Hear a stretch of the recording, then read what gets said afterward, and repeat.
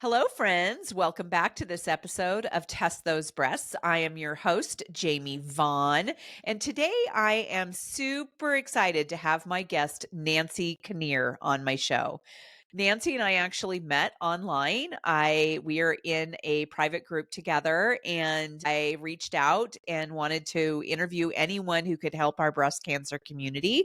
And Nancy and I got on the phone and had a good conversation about her life and her daughter's life. So she's got an unwavering love and dedication. Nancy supported her daughter, Savannah, through her remarkable 6-year battle with metastatic breast cancer, and inspired by Savannah's unshakable faith, courage, and resilience, their enduring bond has sparked a drive in Nancy to carry on her daughter's legacy.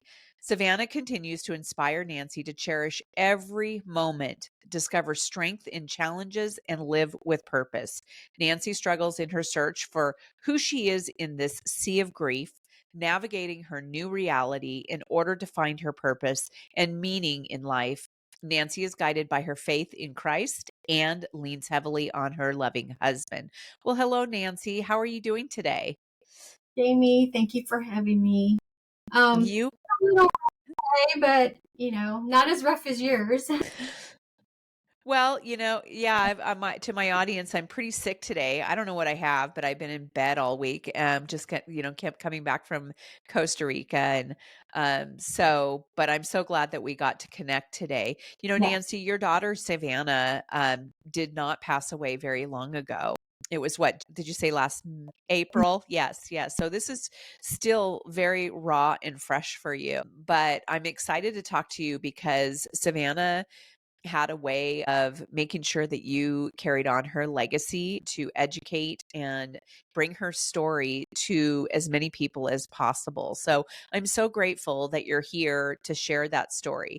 I would like to start out. I always like to ask my audience, who the person was before breast cancer. And so what I would like to ask you is what was your relationship? What were you all doing? What was it all like with you and Savannah before she got diagnosed with metastatic breast cancer? Savannah and I have always been close. She was a really quiet little girl growing up, so she was always with mom. And it continued that way all through her years. Savannah went to college, and I cried for like weeks and weeks and weeks because, we saw each other every day. We did everything together. We shopped together, movie nights together. I mean, we were like best friends. I mean, that's how our relationship was. So we always hung out together. She went off to college. I cried and cried and cried. We still talked every day. And actually, I was living in Oklahoma while she was in college in San Marcos, Texas. So we were really far away from each other. And that was really hard on us. Um, so she graduated with her bachelor's in business and accounting as her minor. So she was always like self-driven. She put her mind to something and she set out to do that. And she wanted to make sure she graduated in 4 years. She didn't want to go on longer and longer, and she did that. She excelled in everything she did. And I mean, we relied on each other. I mean, throughout everything. I mean, life. If she was having a good day, I heard from her. If she was having a bad day, I heard from her. I mean, it was, wonderful. I mean, she was, I miss her. I miss my best friend. Yeah. Yeah. I had that same kind of relationship with my mom. My mom and I were incredibly close, and I would call her every single day. That was one of the first things I did. I'd get in my car to go to work, and I would call my mom. Yeah. Anytime I was coming home from work, I called my mom. I probably talked to her at least 2 times a day. And she used to leave messages for me all the time. And so when she died 5 years ago, my life changed dramatically. And so I know that bond between a mother and daughter. And I'm so sorry for your loss. It is unfathomable to realize you're not going to be around them any longer. But you have also harnessed that love in a way that Savannah would be very proud of you. And I would love to know, what were the circumstances around her diagnosis? What was her diagnosis and what was her treatment? Okay. Well, it was at this time, she was already done with college because it was May of 2018. And she noticed a lump on her left breast, right above it. She didn't think much of it, didn't mention it. And then she kind of thought, maybe I need to let mom know. And again, I was living out of town. So she called me up and she's like, hey, I feel this lump on my left breast. And I thought, okay, well, at 24 years old, the first thing that doesn't come to my mind is breast cancer, and I thought, well, possibly maybe a cyst, um, let's keep an eye on it and see what happens. Well, not even a month later, it grew a little bit. So she mentioned it again, and I said, I think you're going to need to go have that checked out. And she's like, well, what do I do? And I said, go ahead and go to the doctor and go from there. And we are so glad that, they took her serious, because 24 years old, you're not thinking breast cancer. You're not thinking cancer at all. And so she went, the doctor looked at it and referred her over to a breast center there in Waco, Texas. And you had to have a referral to get in there anyway. So it worked out. So they went in, they did the exam. They did notice some things, but they don't tell you right away. So it happened really quickly. By the time that she went in, they scheduled her for the biopsy. When they did the biopsy, that was like a Thursday or Friday. By Monday, she was told that it was breast cancer at that certain time. And then again, it moved fairly quickly. And I drove back home to be with her, because, I mean, I didn't know how to react when she said, mom, it is cancer. And I heard the fear, in her voice and stuff. So I thought, I got to get home. I need to get home and be with my daughter. And so her first oncologist that she went to, and I always stress this, finding a doctor that you're comfortable with. And when Savannah, being diagnosed at 24, the doctor didn't really seem to listen to Savannah. Like, Savannah had concerns because, everything was being thrown at her. We need to decide if you're going to have a double mastectomy. Do you want to just remove the one left breast? We got to start you on chemo. We got to talk about radiation. All this is being thrown at her. And at the time, we had no idea, like, even of staging. We didn't know what that meant. We didn't know if she had the surgery, was that it? Was she done with, the breast cancer? And so, she asked the questions, and you could just tell he was always like, yeah, okay. And then she started reading up on it, and she asked about, I understand, being 24, I'd still like to have a family, but with chemo, I'd like to talk about, freezing my eggs, just in case. And he's like, oh, no, we'll talk about that later. We need to get started. We need to get you on chemo. We need to decide on a surgery date. Have you decided on that? And she just felt so rushed. And they did the test, and they said they did all the scans, and they were at first telling her that she was a stage 2B, is what they had told her in the beginning. She kept saying, Mom, I'm not comfortable with this oncologist. And I said, okay. So we decided to go look somewhere else for a second opinion. So we ended up going to a cancer hospital in Houston, Texas. And it was a very large hospital there. And from my understanding, it was really good oncologists and stuff. So we ended up going there. And they went ahead and redid all the scans and everything. And we brought all the records that we had from her first oncologist. Well, we learned that, and this is why it's so important, to get a second opinion. Even when we gave them all the tests and everything that they run, blood work and all, we found out that the CT scans that they had done on Savannah, they didn't even cover all her organs. It was just like up here. So when the hospital, am I allowed to say the hospital's name or? Yeah. Okay, so it's easier for me. MD Anderson is where we ended Yeah. up going. Yep. Houston, Texas. I was going to ask you. I didn't know. Yeah. So when they did her scans again, that's when they found out that it had already spread.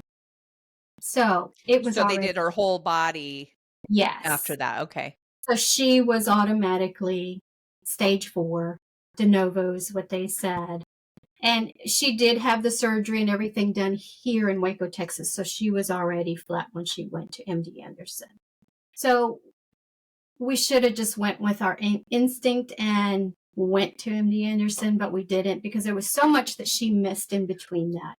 So when she got there, she was stage 4, and we had a wonderful oncologist there who really listened to Savannah and got her into, so she got to freeze her eggs like she wanted to. In the surgery, they did remove both her breasts, so she had a double mastectomy. They removed 36 lymph nodes from her left arm. And then they did show about 4 tumors sitting on her liver. And then there was a spot on her lung, but they were unsure about the spot. You know, they wanted to watch that. They didn't want to go in and do a biopsy at that time. So as we went to MD Anderson, she was more explained the situation and how it was going to start. So right away after freezing her eggs, she went straight to the IV chemo, you know, and they hit her pretty aggressively through that. So she lost her hair like 2 weeks after chemo. And I was 1 week. 1 week. Well, actually, it was 2 weeks, I guess. It started falling out 1 week after, and I told my husband once it started falling out, he's going to shave it. So he did. And that following week is when it started to patch out. Yeah. It's so hard to save it, you know. Yeah. I'm 24 years old, and you know, this is not what we were expecting. And we still at that time had no idea what she was about to face. We didn't know what metastatic breast cancer was. So I ended up shaving her head, and that was pretty emotional for her because it was, again, losing something that she felt was a part of her after losing her breast. She had no feeling whatsoever in her chest area. She did have lymphedema on the left side, so she wore a sleeve a lot of the times. She had the bodysuit, and I just cannot remember where, you know, you fit it in there and it massages it so the blood flow can move around in the arm. So she had that also that she used. Treatments, Savannah stayed on IV chemo, which was a standard of care, for about 1.5 years. So she was stable during that time. And then she had progression, more progression. And that was kind of in the lymph nodes here in the chest area. So then they decided to do a clinical trial, you know, to kind of save her treatments along the way. And so she did clinical trial. That didn't last maybe not even 1 year. What was the clinical trial? That clinical trial was, and I had to write some of these down. That one, sorry, she, like, there, I have I don't even know if I should, like, It's a lot. A lot. Oh, yeah. Yeah. Okay. Yeah. It's a lot of information, right? It was a targeted one. It was targeting her mutations. She had several mutations after they did some tests. So they thought if we could try to aim for one of the mutations and see if it was the driver of the cancer, maybe they can slow it down, you know. So this was a CDK clinical trial. It was a PARP inhibitor, and it was a phase 1. Okay. So she was on that for 1 year, and that did not help. No, by that time, they did some more scans, and that's when it went to her bones. Okay. So can you, I mean, you're kind of going there right now. Can you explain to the audience what metastatic cancer is? Like, what is that? what where does what does that look like? What is your understanding of that? Is when it spreads to other parts of the body. It leaves the area of where it started. So on hers, it was on the left side of her breast. So it went into her lymph nodes, and then it started reaching her organs and other lymph nodes around the body. So anytime they targeted something in her body, whether it went to her liver, to her bones, to her lungs, it was still the breast cancer. So it's just that it's traveled, and there is no cure. Right. It's Yeah. all, prolonging their life, trying to keep People how people are in their survivorship, if you will, are living with metastatic breast cancer. We have a friend of ours here that is living with metastatic breast cancer right now. So how long was it between the time that she first felt that lump and then the second time? When you said when it grew, when she felt it grow already. For the first time, yeah. Yeah, that was well, she was stage 4 the whole time. The whole time. So, but when she first felt that, yeah, it was less than a month. How frustrating. Yes, and she had, the IV chemo. She had a liver ablation where they went in and tried to zap the tumors on her liver, and they got 3 out of the 4 on that part. She had the radiation. She did radiation several times throughout the 6 years.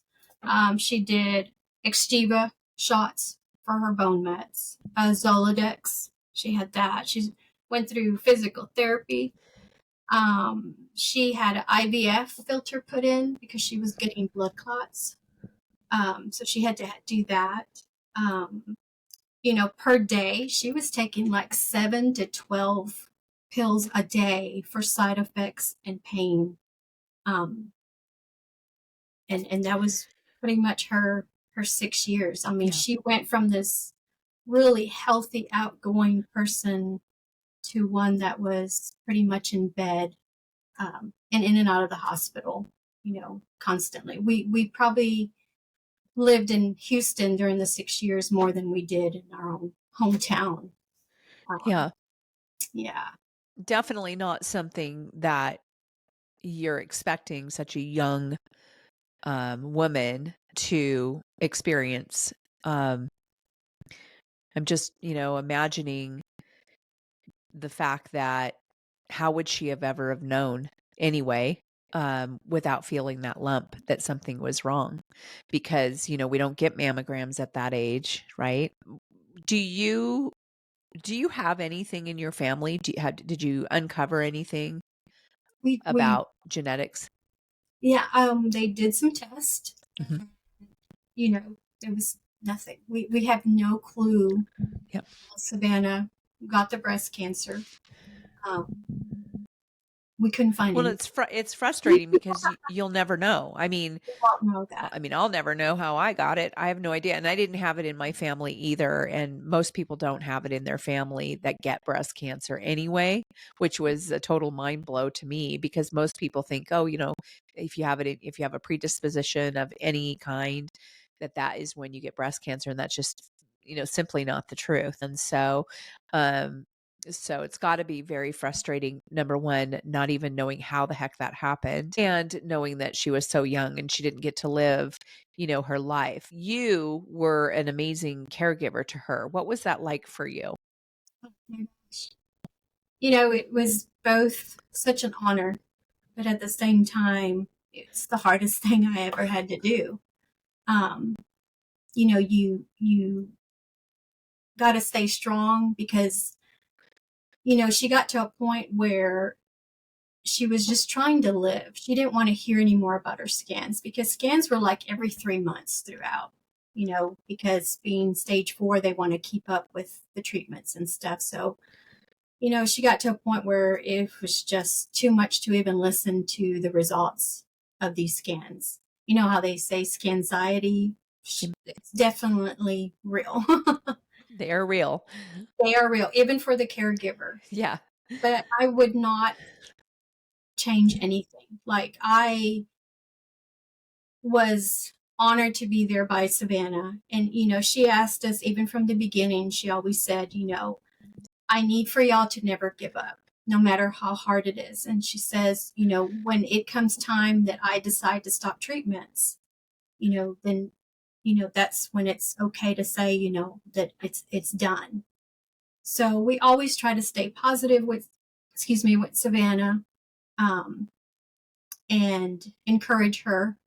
So as a caregiver and how I knew my daughter, when we went to Houston, it wasn't just about the treatments. We always tried to go and eat at a favorite restaurant, or go take a little walk in the mall there, because the malls there are, they're gigantic in the city.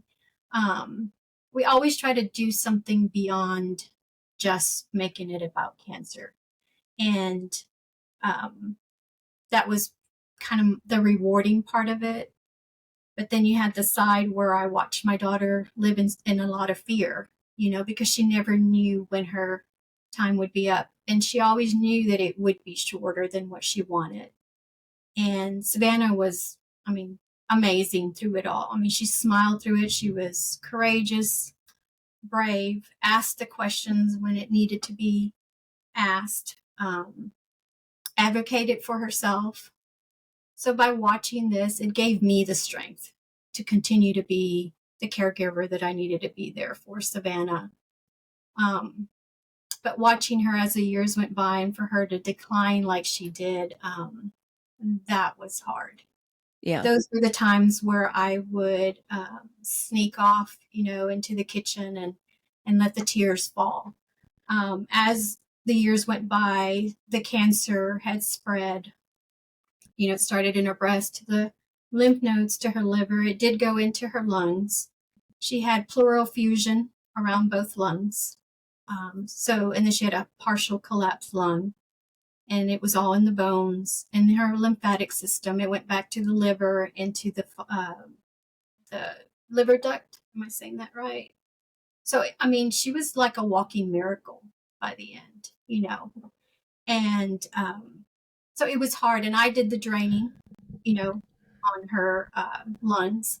And that was probably one of the toughest things to see, having this liquid come out of her body, knowing that it was carrying all those cancer cells in it. So, and so towards the end, in and out of the hospital, there was a time also that she was in the ICU. Her heart was collapsing. And that's when we learned the fluid even went around her heart. And it was tough. It was tough as a mom. I felt so helpless, because as a mom, you take care of the kids, give them medicine, try to help them in those ways. And this time I just knew there was like absolutely nothing that I could do for Savannah at all. So it also brought us closer, though. And those are the beautiful moments during this, because I got to see a whole different side to my daughter, who taught me a lot about life and appreciating stuff.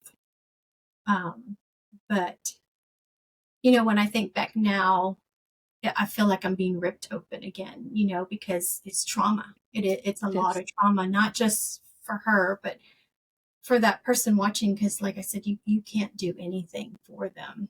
And you just hope and pray that, that miracle pill will be there for her, or, some kind of good news. So Savannah, you talked about how she was a walking miracle. She also found time to give back to the breast cancer community, right? So what did that look like?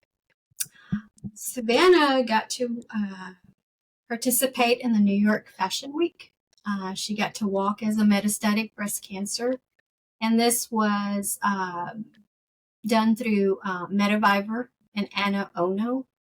So she got to volunteer in that, which really opened up a lot for her, because after doing that, she realized how important it was for people to understand what metastatic breast cancer was and how little it was talked about at the time. Because even with her going through different things, like even going to physical therapy, people didn't know what metastatic breast cancer was. So she decided at that time that she wanted to do more. So she met a lot of people in the cancer community, which you have, again, your wonderful side because you meet so many people, you um, click with these people, but then you watch them pass away also. So that was reality for Savannah's Right. life. But she advocated on her social media. She decided that she wanted to make some earrings during that time because she couldn't work. It was too hard on her body to stay at a job. So she decided to make some earrings because when she lost her hair, she always wore caps. She wasn't never comfortable to go bald in public. And putting those earrings on just made her feel beautiful. So in her heart, she decided, I'm going to go ahead and create some earrings. So she did. She designed them, she created them, she put them together, she put them on social media. The word got out. And then by giving back, she sent free earrings to any woman that was going through treatments. And she put a little note in there that hopefully they have a good day. I have her story and a mission. Is that okay if I read that? Yes, Okay. absolutely. So her story was, and her business was called A Beautiful Purpose, is what she called it.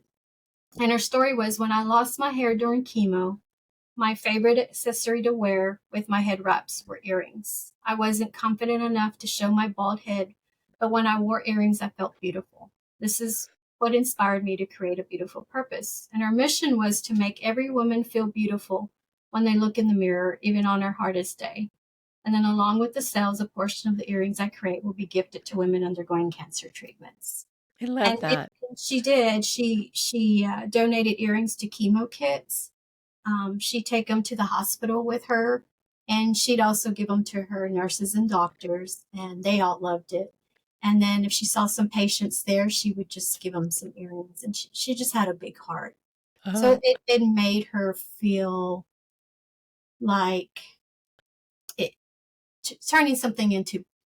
turning the cancer into something beautiful, right. not being stuck in all the negativity that was about. See, a beautiful purpose. I've Yeah, always really liked earrings too. So I always, so I wear a lot of head wraps and beanies and things like that. And I would always put my big sunglasses on with with my earrings. And that's what. that always made me feel a lot better. Yes, yes, that's what she Oh, did. I love Uh, it. and then she also talked in a lot of panels. She was telling her story um, on different non-profit organizations. She volunteered. So she talked about from lymphedema to not being able to have children, to metastatic breast cancer as a young adult, and everything in between that. She was always welcome for people to ask her questions. She said it always made her feel uh, not as scared. It Right. brought her some healing through her journey. Sure. And, she inspired a lot of people. I mean, not just people that had cancer. I mean, it was beyond that. When they saw her doing more for herself, and she also learned to travel. That was another thing that gave her therapy. So Good. she loved that also. So she inspired a lot of people, and one of those people were you. And she had one last wish. What was that wish for her, Nancy? Sorry. Savannah wanted her story to continue to be told. Um, she said she wanted to continue to inspire people. And for me, this is the hardest thing. This is one of the hardest things for me is to say that my daughter's physically not here anymore, but she wanted her story to be told, and she always said, if I could help at least one person out there, so with that inspiration, I'm here and I'm telling her story, to let people know, it's okay to not be okay. You know, Life throws some things at us that, are hard, but there's always beauty. There's beauty in everything. And Savannah found that. She found beauty everywhere she looked, and she gave that to me.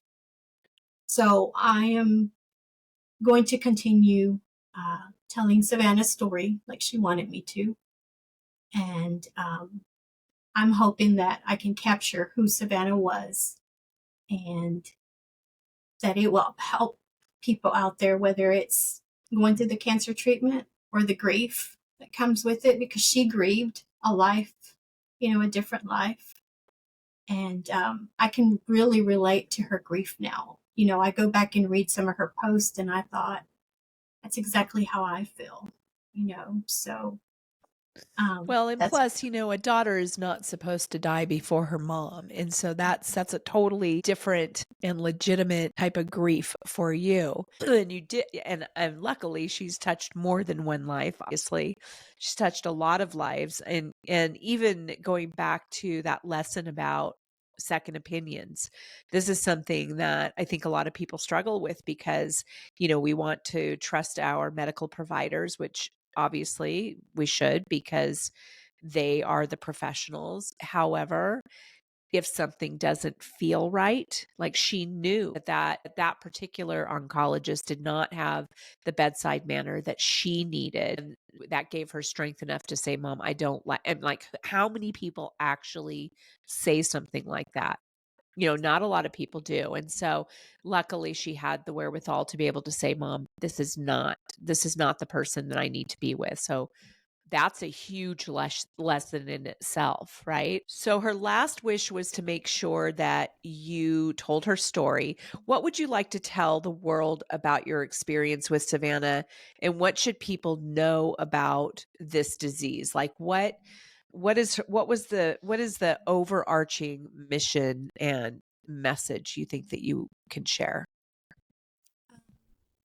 my daughter, as young as she was, we think that we know that what life is about or what's important in life. And through this journey, I learned that it's so important to love, and to love with your whole heart, because you don't know how long you have. And, all I'm left with, which I'm so grateful, are pictures and videos, which she did a lot of because she knew her time was short. And she'd always say, Mom, I'm leaving all this for you, to help you. She has no idea how much more I want. I want more time with my daughter. But looking at her and her bravery and how she saw life is helping me through my grief. It's taken me through each day, because there are days I can't get out of bed, and I think to myself, how was Savannah? She was in pain. She couldn't walk, but yet she got up and she still kept that smile on her face. The lessons that I learned is, pay attention to your body. um, like her being so young, she always knew when something wasn't right. And she did that throughout her journey, and she spoke about it and said, I feel like something's changed in my body. So we'd go back to the doctor. So I think it's so important to do that. They say early detection. With Savannah, there were no other signs. So, that was kind of hard. It was already in the late stage. We're so thankful that we had the 6 years with Savannah. But I would say, if you are going through the cancer treatment, it's okay to ask questions. We asked a lot of questions, and there is not a dumb question. If you're not comfortable with your oncologist, it's okay to go to another one. When Savannah did have the opportunity to do reconstruction, and she visited with different, doctors for that until she was comfortable. And I learned also that as a caregiver, it's okay even for us to ask those questions. And if that person can't answer, then you go to someone else that can answer. I think that's so important.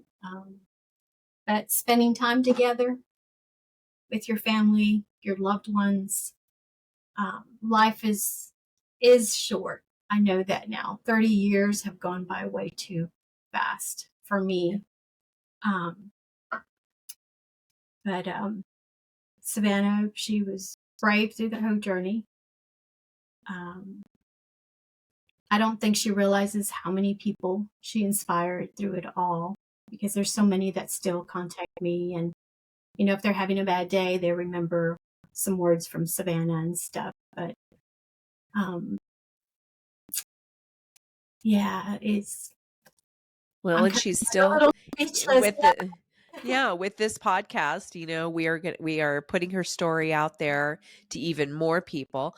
I don't know, I don't think you and I talked about this. Is her father still in the picture? She has a wonderful stepdad who we say is her father. Mhm. He came into the picture. She was already in high school, and the bond that they have was, I mean, they were as close as her and I. He stood by her. She confided in him in many things. She looked for his support also, and he was there throughout all of it.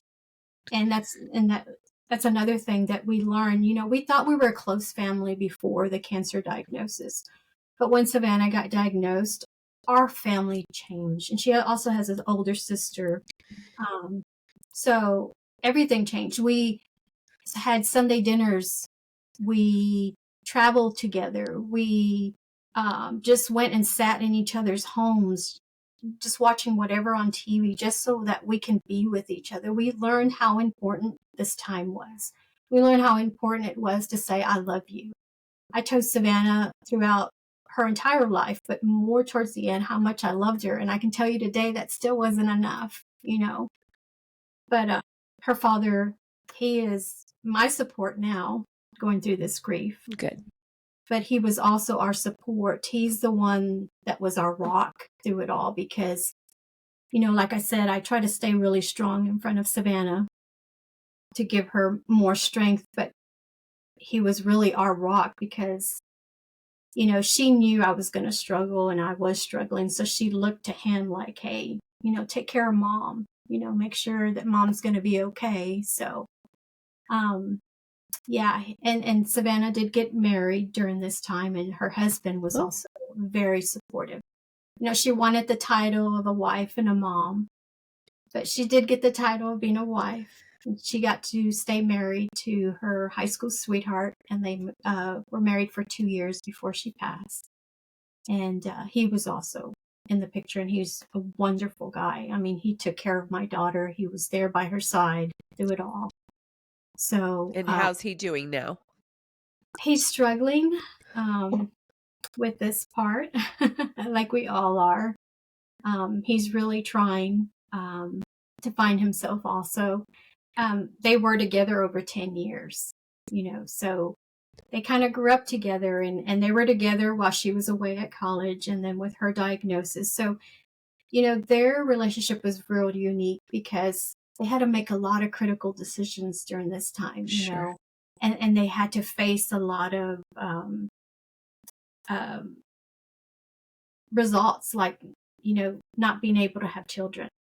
Even though she froze the eggs, it it was someone else had to carry, for her.